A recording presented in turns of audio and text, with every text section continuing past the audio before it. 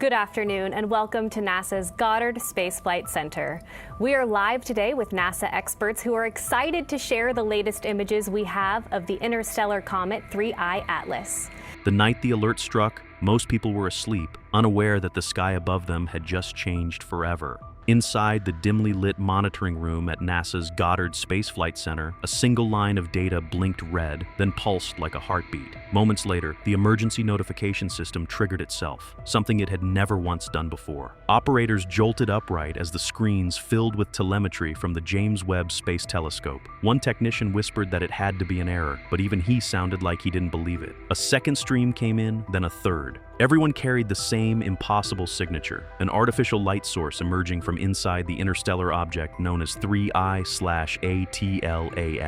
For months, astronomers had kept a cautious eye on Atlas. It was the third confirmed interstellar visitor after Oumuamua and Borisov. And unlike the others, this one behaved strangely even before it entered the solar system. It rotated inconsistently. Its albedo was unnaturally low. Its spectrographic readings hinted at metals no comet should carry. Still, nothing suggested what NASA was now seeing. The first frames from Webb looked like noise until an engineer enhanced the feed. Suddenly, everyone in the room froze. A clean, sharp pulse flared from deep inside the comet's structure, cutting through dust like a lighthouse beam. It wasn't reflected sunlight, it wasn't cosmic rays, it was directed. Someone cursed softly. Someone else ran to call the director. Minutes later, a classified communication channel lit up between Goddard, JPL, and the White House Situation Room.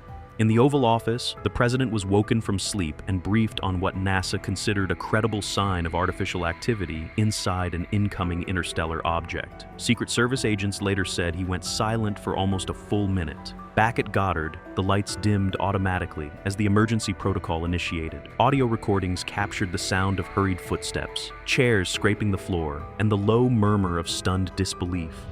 None of them could look away from the display where the pulses continued, steady, deliberate, mechanical.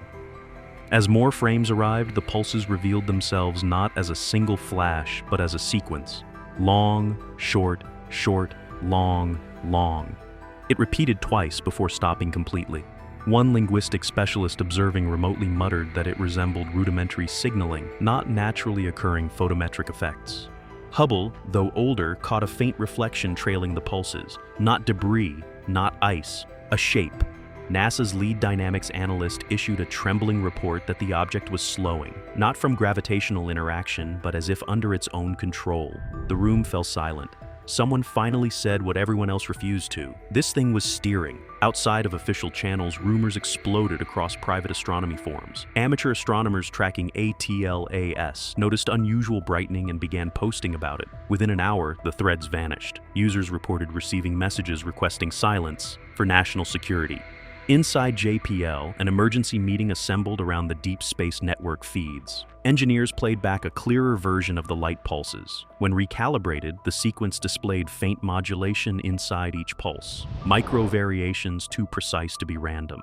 AI-assisted analysis flagged them as structured. By dawn, world governments were aware. The Pentagon, ESA, and China's CNSA all initiated quiet mobilizations. Observatories worldwide received coordinated orders to redirect instrumentation toward 3I/ATLAS and to prepare encrypted data channels. NASA's Planetary Defense Coordination Office issued its highest internal alert level. Staff familiar with asteroid threats were brought in, even though most knew this situation had nothing to do with natural hazards. A subcommittee gathered to question whether the lights signaled communication, propulsion, or something far more troubling. Inside the room, a former SETI consultant argued that the repeating pattern suggested awareness, possibly scanning, possibly responding to external detection.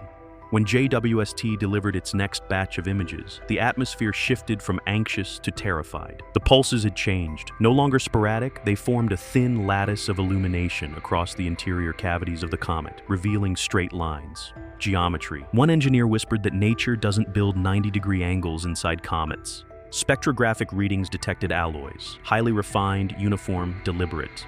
The word manufactured appeared repeatedly in the internal report summarizing the findings.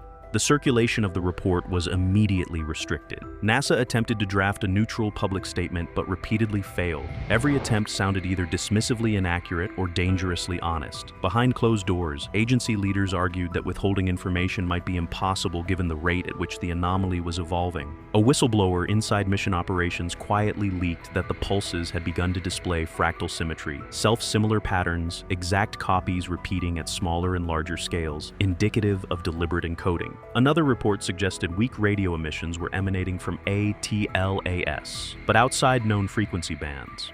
Instruments could detect the pattern, but not decode it. It didn't resemble any human-made communication system. Data scientists feeding the signals into machine learning frameworks received unexpected results. The system marked them as non-random, highly purposeful, multi-layered. One shocked researcher wrote in her notes, "This is not noise, this is intent." Then came the gravitational anomaly. Tracking software registered a subtle course deviation of Atlas, not drift, correction. Analysts confirmed it was adjusting position relative to Earth's orbital path, not from gravitational interactions, but as if anticipating future alignment. One member of the planetary defense team asked if the object was responding to being observed. Another asked if it was preparing to deploy something. No one answered. The fear grew thicker when NASA's infrared observations detected heat signatures inside the comet far above expected values. Something within Atlas was turning on. Emergency meetings escalated globally. Russia repositioned surveillance satellites. China prepared deep space monitoring assets. The EU called for an emergency summit. It didn't matter. The lights intensified. Inside the cavity structures revealed by the pulses, new shadows formed, shapes resembling chambers, corridors, even what looked like scaffolding. The morphology was too stable to be ice, too symmetrical to be geological, too intentional to ignore. NASA finally made its public announcement. At 3:22 p.m. Eastern Standard Time, every major news network interrupted programming. The administrator appeared on screen, his hands shaking slightly as he read from a prepared statement. NASA was issuing an emergency observational directive regarding anomalous activity inside Interstellar Object 3I/ATLAS. He didn't say artificial, but he didn't need to. The world erupted in panic, speculation, and fascination. Social media crashed under the pressure of billions seeking answers. Scientists who had once mocked extraterrestrial speculation now refused interviews, afraid of misrepresenting what little they knew. That same night, JWST transmitted the most disturbing images yet. The lights inside Atlas were no longer random pulses. They formed a structured series of bands, each blinking at a precise interval. When plotted on a temporal graph, it resembled a waveform. When graphed spatially, it resembled a glyph, a message. Hardware teams worked tirelessly to decode it. Supercomputers churned through possibilities. Linguists compared it to known mathematical constructs. Physicists analyzed frequency domain patterns. Not one result produced a satisfying match. Then the pulses shifted again, faster, sharper, angrier. Inside Goddard, a systems specialist screamed that the object's trajectory had changed again. Atlas was now shaving a fraction of a degree off its path. Subtle, but when projected forward, alarming. It was no longer merely passing through the solar system. It was moving into an alignment where both Earth and Mars intersected potential future vectors. Scientists argued whether it meant harm or navigation. No one liked either answer. More shadows emerged in Atlas's cavity system. Long beams, curved structures, spherical nodes that lit up intermittently, like synapses firing inside a gigantic brain. A leaked internal log described them as architecture behaving like circuitry. Deep Space Network antenna then picked up something new, a faint but intentional carrier signal. It wasn't broadcasting outward, it was broadcasting inward, as though the interior structures were talking to each other. NASA increased surveillance bandwidth. The DSN operators reported something chilling. The pulses were accelerating their repetition rate in proportion to each new observation made by NASA's instruments. It was reacting to being watched. The White House moved to crisis posture. Satellite networks were retasked. Secret briefings warned that ATLAS could be an engineered probe, a seed craft, or something even more advanced. Then, just as suddenly, the lights inside the comet shut off. Every instrument monitoring Atlas went dark. No pulses, no reflections, no heat. A dead silence that lasted 41 minutes. Some believed it meant the activity was over. Others feared the opposite, that whatever it was had completed its preparation. When the lights flared back to life, they did so with overwhelming intensity. The internal geometry was now fully visible. Webb captured the clearest shape yet, a perfect hexagonal chamber with a central sphere suspended inside it. Metallic, polished, reflective, and glowing from within. Every spectrum pointed to extreme energy levels far beyond any natural chemical or thermal process. NASA's nuclear physicists argued over whether it resembled a reactor, a power core, or something with no human equivalent. Inside the chamber, filaments lit up like veins in a living organism. The comet's rotation slowed as if stabilizing itself. The hexagonal chamber brightened again. And then, without warning, the pulses directed themselves outward, straight toward Webb. The telescope's sensors nearly overloaded. But before the overload protection switched systems offline, it transmitted a final burst of compressed images. The pulses weren't random beams. They were lines, coordinates, geometric paths projected through space. An analyst reconstructed the final transmission. When plotted against the solar system's map, the shapes seemed scattered. But after adjusting scale and rotation, the truth hit everyone simultaneously. The coordinates pointed to only one destination, Earth. And the final pulse, captured milliseconds before Webb's sensors tripped, was no longer a sequence but a shape. A simple, chilling outline resembling an eye, open and watching. The world would not sleep again that night. Panic took hold inside Goddard as teams scrambled to recover any remaining packets from the overloaded Webb systems. Backup relays were checked, cross-referenced, and recomputed, but nothing changed the conclusion. The final coordinated pulse wasn't just aimed in Earth's direction, it was aimed precisely at Earth's orbital position weeks in the future. Not at the planet today, but at where Earth would be when 3I/ATLAS completed its next maneuver. As the data trickled in, a realization settled over the room like a cold fog. Someone whispered that the object wasn't drifting through the solar system. It was navigating it, and whatever intelligence guided it had just made its intentions unmistakably known. Within minutes, back-channel communication lines between NASA, ESA, China, India, and Russia ignited in a flurry of encrypted exchanges. No one wanted to admit it openly, but all of them drew the same terrifying conclusion. This wasn't a comet. It wasn't even an interstellar rock. It was a craft, a vessel, something built with purpose, precision, and a destination. The president convened an emergency meeting with top military and scientific leadership. Those in the room later described an atmosphere so tense that even the air felt brittle. When NASA's director played the reconstructed coordinate projection for the president, the room fell into a stunned silence. Even the normally unflappable generals stared at the display with wide, uncertain eyes. The question no one dared ask out loud was the one echoing silently through every mind. Was it coming to observe, or to intervene, or to conquer? Meanwhile, in the public sphere, NASA's emergency warning created a global frenzy. News channels replayed the announcement endlessly, dissecting every phrase for hidden meaning. People flooded online forums with theories ranging from ancient returning civilizations to rogue AI constructs drifting between stars. Governments tried to calm the panic, but their uncertainty only fueled it further. Inside NASA, the situation worsened. The carrier signal detected earlier, once faint, now returned stronger, more deliberate. Analysts noticed it wasn't a constant frequency.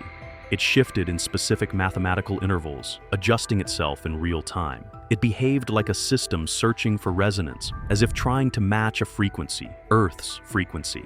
Then, almost imperceptibly, the pulses began syncing with Earth's magnetic field. It was subtle at first, barely noticeable, but by the next hour, the synchronization grew precise, rhythmic, unnerving. A meeting was called in the Mission Ops main conference room. Maps projected onto the central display showed Earth's magnetic fluctuations overlaid with Atlas's pulses. Together, they formed a perfect feedback loop, each responding to the other. A scientist specializing in magnetohydrodynamics stood slowly, her voice trembling as she pointed at the synchronized waveforms. "This isn't observation," she said. "This is interface behavior." The room erupted into arguments. Some insisted it was harmless, perhaps a greeting, an attempt at communication. Others argued it was the first phase of reconnaissance or infiltration. The Pentagon liaison in the room demanded to know if this could be a precursor to a weaponized event, but no one could even begin to answer. Outside, the night sky brightened faintly as 3I/ATLAS entered a region where sunlight caught its outer shell. Amateur astronomers captured new images that spread across the internet before authorities could suppress them. They showed a faint glow not around the object but emanating from within it, like a lantern shining through cracks in stone. The glow pulsed. One frame caught what looked like a hexagonal beam projecting outward, faint at first, then vanishing entirely. Experts later confirmed that at the exact moment the beam was observed, multiple satellites orbiting Earth experienced unexplained sensor malfunctions. Inside the Deep Space Network's control center, one operator noticed something chilling. Every time Atlas emitted a pulse, Earth's ionosphere reacted. Not dramatically, but consistently, micro-distortions cascading through the upper atmosphere like ripples. Someone suggested shutting down all communications with the object, but the idea was immediately dismissed. They weren't communicating with it. It was communicating regardless. Then a new emergency alert flashed across every NASA screen. Atlas had changed velocity again. The new trajectory placed it on a slow but unmistakably controlled curve, one that would bring it closer not to Earth itself, but to the L1 Lagrange point, the region where Earth and the Sun's gravity balanced perfectly, a stable observation point, a place a ship would go if it wanted an unobstructed view of Earth, or if it wanted to deploy something. The temperature inside the object rose sharply, spiking to levels no natural ice could withstand. Whatever was inside Atlas wasn't dormant, it was waking up. The next transmission from Webb, pulling data from its brief partial recovery, revealed particles streaming from the interior chamber. They weren't dust or gas. They were structured, aligned, metallic, nanostructures, billions of them. Each one small enough to pass through the human eye unnoticed, yet complex enough to contain circuitry. They formed clouds inside the comet's cavity, swirling around the central sphere like insects orbiting a queen. A propulsion expert murmured that they might be part of a self-repair mechanism. A biologist in the room countered that they resembled behavior found in microbial colonies. A computational theorist said they behaved like distributed AI. All three, disturbingly, could be right. Then the chamber brightened again. The hexagonal walls lit up in a cascading spiral, each panel glowing with precise timing. The effect was hypnotic, almost organic. Some described it as the heart of the object beginning to beat. A low hum reverberated through radio channels. Not loud, not threatening, but resonant. It synchronized with the pulses. It synchronized with Earth's magnetic field. It synchronized with the human nervous system. For reasons no one understood, people around the world reported hearing a faint ringing inside their ears at the same moment the hum peaked. Emergency rooms filled with patients complaining of dizziness. Pilots reported instrument drift. Birds changed migration patterns mid-flight. Whales altered their course by thousands of miles. Something was influencing not just machines, but biology. Atlas pulsed again. This time the pulses weren't random or geometric. They formed a long, slow wave, almost like a breath or a sigh. The White House demanded NASA interpret it, but no one could. The brightest minds on Earth had no idea what the object wanted or what it was preparing to do. Then came the final update from JWST's automated system before the telescope temporarily shut down for safety. It wasn't an image, it was a pattern, a ring, perfectly symmetrical, glowing faintly, radiating outward from the central sphere inside ATLAS. It flickered once, twice, then stabilized. Mathematicians analyzing the pattern froze when they recognized its ratio. Not random, not alien, universal. It was identical to the resonance signature of Earth's Schumann frequency, 7.83 Hz, the natural heartbeat of the planet. Something inside ATLAS had mapped it perfectly. And now, for reasons no one yet understood, it was matching it. The world braced for what would happen next. The hum deepened. It wasn't loud, it wasn't violent, it was simply present.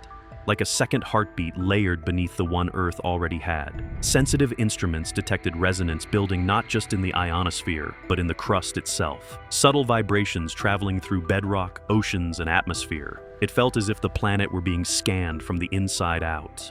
At Goddard, one technician pressed his palms over his ears and whispered that it felt like the sound was crawling into his skull. Others reported nausea, pressure behind their eyes, phantom flashes of light. Someone collapsed in the hallway. The medical team rushed in, but the victim kept muttering a single phrase over and over. "It's listening. It's listening." The phrase spread through the room like a contagion, and no one could dismiss it, not after what they were witnessing.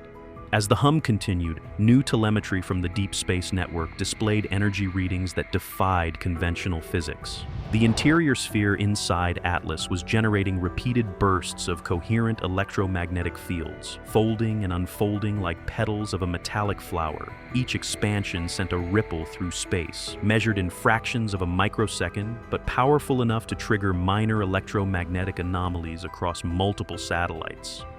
One satellite over the southern hemisphere lost orientation. Another fell briefly silent before rebooting into safe mode. A third captured something no one could explain, a thin arc of light sweeping across space like a scanning beam, originating from the direction of ATLAS. The timing matched the hum perfectly. Inside NASA's secure briefing room, the nation's top astrophysicists and defense analysts argued in circles. Some insisted the object was attempting communication, an interstellar handshake delivered through the language of universal resonance. Others insisted it was a prelude to control or manipulation, like a neural link forming between machine and planet.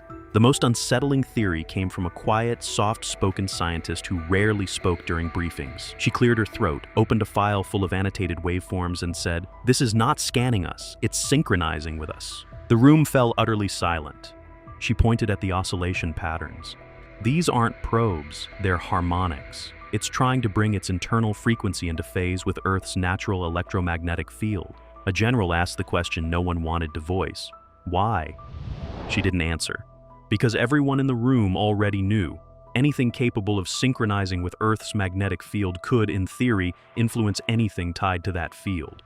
Human brains, weather patterns, electrical grids, planetary stability.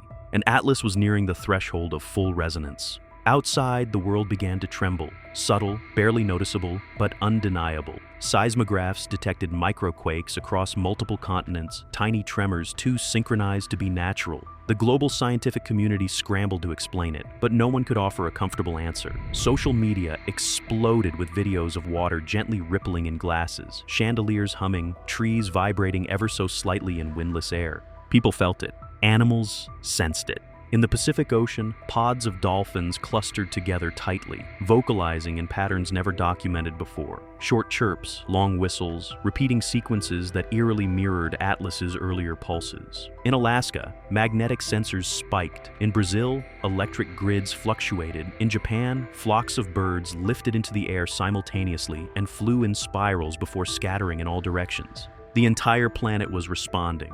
Inside Atlas, the lights intensified again. This time, the entire inner chamber glowed a deep, radiant blue, illuminating the nanostructure swarm swirling in organized spirals. The filaments within the sphere brightened until they resembled veins filled with liquid fire. The energy readings shot off the charts. The object was powering up. NASA's analysts watched in horror as a new emission burst from Atlas. This one different, sharper, coherent, directed. It wasn't a pulse. It was a beam. The beam shot into space, thin and needle-like. It wasn't aimed at Earth. It wasn't aimed at the sun. It was aimed at emptiness, a precise coordinate point far beyond the solar system. A message, a beacon, a signal. Transmission logs recorded it lasting only 0.004 seconds, but that was long enough for the beam to carry more data than the entire digital content of the Library of Congress. Whatever Atlas was broadcasting, it was vast, and it was urgent. After the beam ceased, the interior lights dimmed abruptly, almost as if the object were conserving energy. The nanostructures slowed their rotation, the hum faded.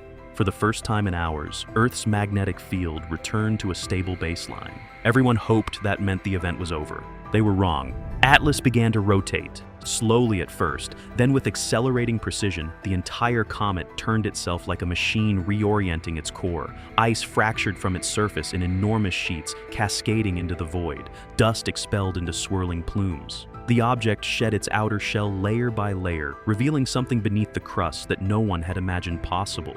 A metallic hull, smooth, dark, polished, and massive. The comet was not a comet at all. Atlas had been wrapped in a thick layer of interstellar debris, camouflaged, dormant, silent, until now. As the hull fully emerged, its shape became unmistakable. A vast, elongated structure with ridges running along its spine, glowing faintly with residual heat. It was both alien and strangely elegant, like something grown rather than built. The last fragments of ice drifted away, exposing glyph-like markings etched into the metal surface, patterns identical to the pulses Atlas had emitted days earlier. NASA scientists stared in stunned silence as infrared sensors captured the full outline of the craft. It was alive, not biologically, but mechanically. An engineered organism, a starfaring structure built to survive billions of years of travel. A vessel older than human civilization, perhaps older than Earth itself. And it had finally awakened.